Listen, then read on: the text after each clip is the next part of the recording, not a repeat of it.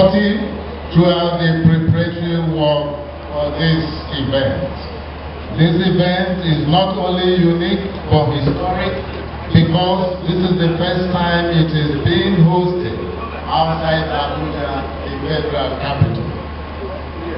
Enugu is therefore the first state to host it, while the governor of Enugu State is the first governor to do so.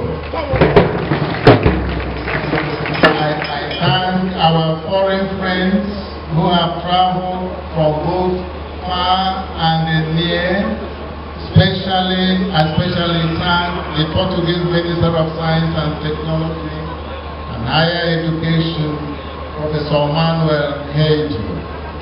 The Minister, who is represented by Professor George Conde, President of the Polytechnic Institute of Coimbra, has led a delegation of 4 distinguished persons. We are happy that your presence during this expo will further enrich it. I wish you safe journey as you travel back after this event. The other 2 editions of our expo were held at the Eagle Square in Abuja. As a result of the successes we recorded at those editions, we resolved that subsequent expos will rotate within the 6 geopolitical zones of the Federation. This explains our decision to hold the 3rd edition in the southeast zone of Nigeria. By this, we will be in a position to showcase all inventions and innovations of Nigerians wherever they may be located. The theme of the Expo 2019, Science, Technology and Innovation for Economic Recovery and Sustainable Growth, shows that science and technology is the weapon we need to fight hunger, disease, illiteracy, poverty, and underdevelopment, which can help us to sustainably grow our economy. It is science and technology that we need as a nation to deploy to eradicate malaria, cure the dreaded epilepsy disease, and effectively manage the sickle cell anemia, which appears to only affect the black peoples of the world, and also help provide solutions to malnutrition. Research results on these and many others will be on display at this historic expo. I most sincerely hope that investors will partner with us so as to transform these research findings into products for the use of our people and indeed the entire world. The Economic Recovery and Growth Plan 2017 to 2020, in its effort to rebuild and grow our economy, placed tremendous responsibility on the Federal Ministry of Science and Technology by making science, technology and innovation play the central role in all economic activities in the country. This is a major responsibility. We have worked very hard, overcome various challenges, and remove different obstacles on our way to meet this very important responsibility for the good of our dear nation. Over the past 3 years, we have developed several policies to help us achieve this important goal.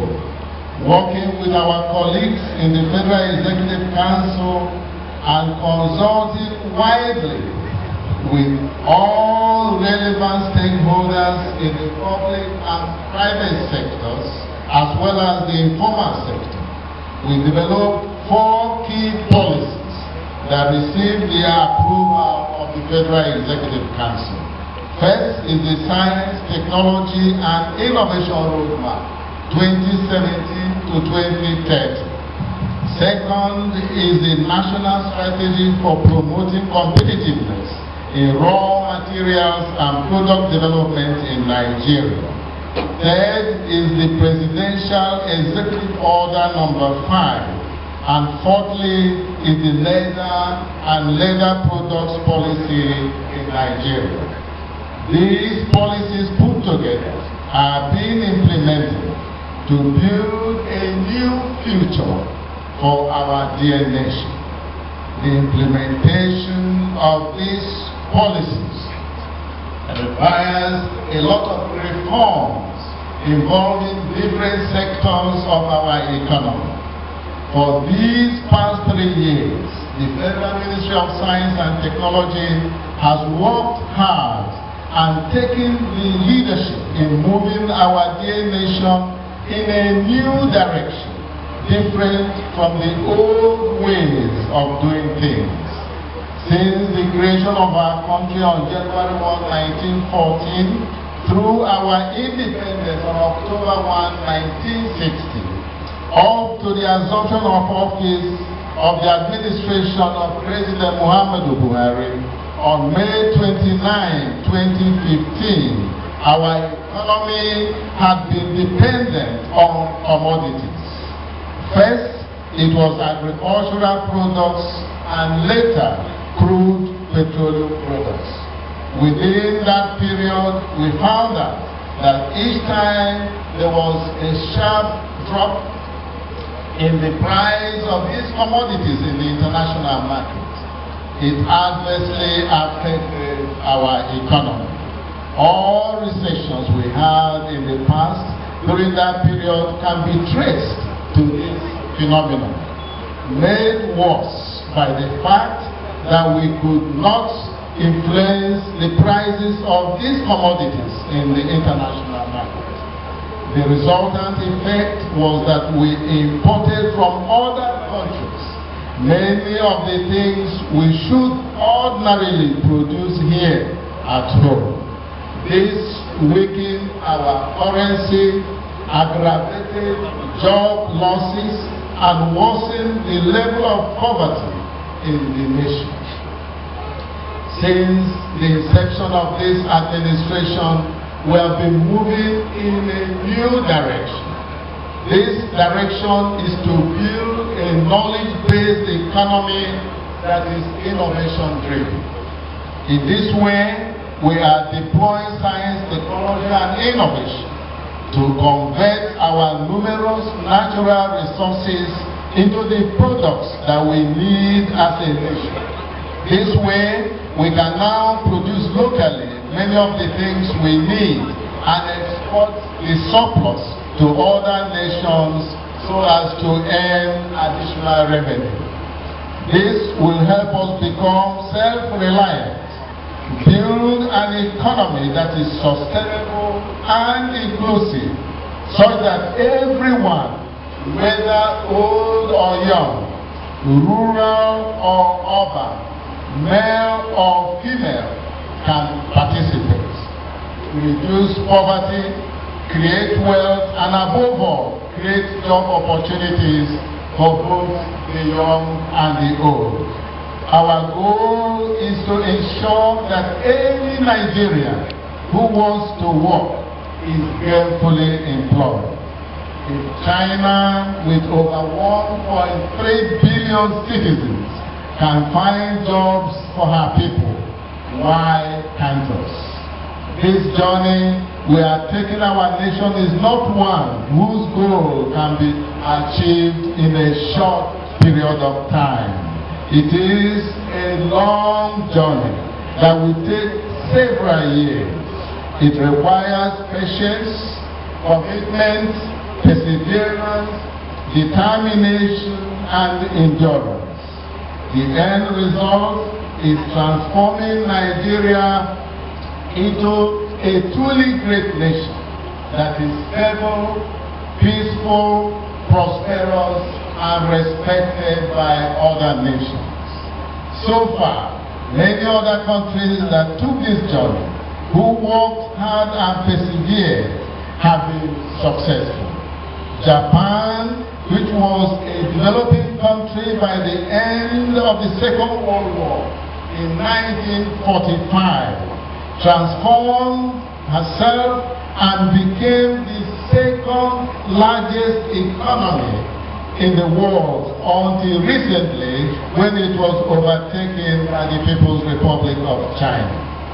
The People's Republic of China just last month, on December 14, 2018, celebrated 40 years of reforms that placed science, technology, and innovation at the center of her development. It is very remarkable that China, under 40 years, was able to pull as many as 740 million people out of poverty. Today, China is the second largest economy in the world and still growing strong. India, South Korea, and Singapore are examples of some other countries that laid their foundation on science, technology, and innovation, and have made tremendous progress over the years. I am very happy to report that we are making progress in this new journey that we are taking our country. Many of the agencies under the supervision of the Federal Ministry of Science and Technology have made very important contributions to job creation. The Federal Institute of Industrial Research, Oshodi, the National Building and Road Research Institute, the National Agency for Science and Engineering Infrastructure, the Product Development Agency, the National Biotechnology Development Agency, the National Board for Technology Incubation, the National Institute for Labour Research and Technology, the National Research Institute for Chemical Technology, the Raw Materials Research and Development Council, to mention but a few, are all involved in one form of training or the other, building capacity, encouraging skills acquisition, and helping close existing skills gap in an effort to build a knowledge and innovation-driven society. Into products needed by our people. The Federal Ministry of Science and Technology will not rest until this is fully realized. The future of our country is bright.